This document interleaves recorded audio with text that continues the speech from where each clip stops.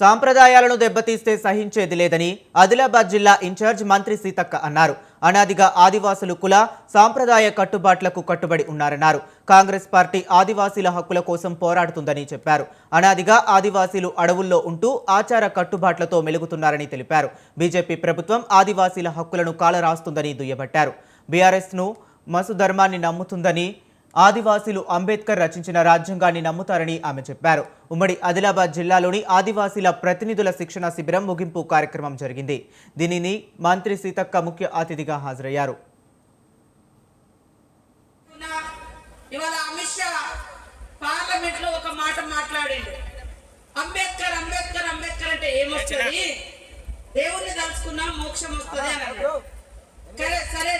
దేవుడు గుండెల్లో ఉంటాడు, గుడిలో ఉంటాడు, భక్తి భావం గుండెల్లో ఉంటది.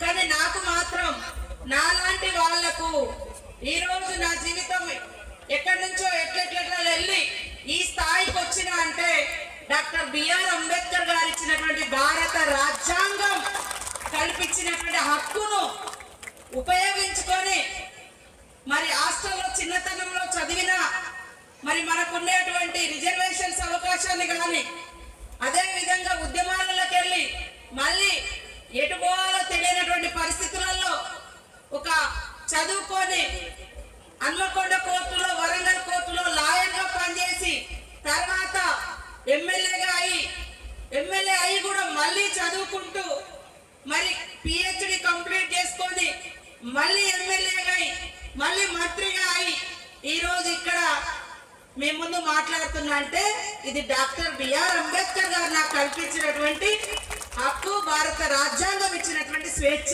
చేయడానికి అలవాటు పడి కొంతమంది మనల్ని బానిసల్లాగా ఉపయోగించుకోవడానికి అలవాటు పడి మనము స్వేచ్ఛగా మాట్లాడితే, స్వేచ్ఛ కోరితే, వాస్తవ హక్కులు మాట్లాడితే మనము ఇంకోటి లాగా కనబడుతుంటాం.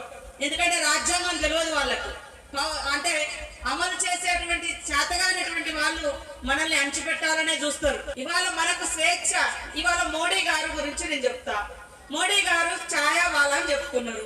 ఒక ఛాయావాలా 3 సార్ల రాష్ట్రానికి, గుజరాత్ రాష్ట్రానికి మరి ముఖ్యమంత్రి అయిందంటే అది భారత రాజ్యాంగం ఇచ్చినటువంటి హక్కు కాదా? 3 సార్ల ఈ దేశానికి ప్రధానమంత్రి అయిందంటే మరి రాజ్యాంగం కల్పించినటువంటి హక్కు కాదా? మరి అంతకు ముందు రాజ్యాంగం రాకముందు, ఈ దేశానికి స్వతంత్రం రాకముందు రాజులు, రాజరికాలు వాళ్ళ వ్యవస్థే ఉండేది. కానీ ఈ రోజు ఛాయవాళ్ళైనా ఈ దేశానికి ప్రధానమంత్రి అయినారు.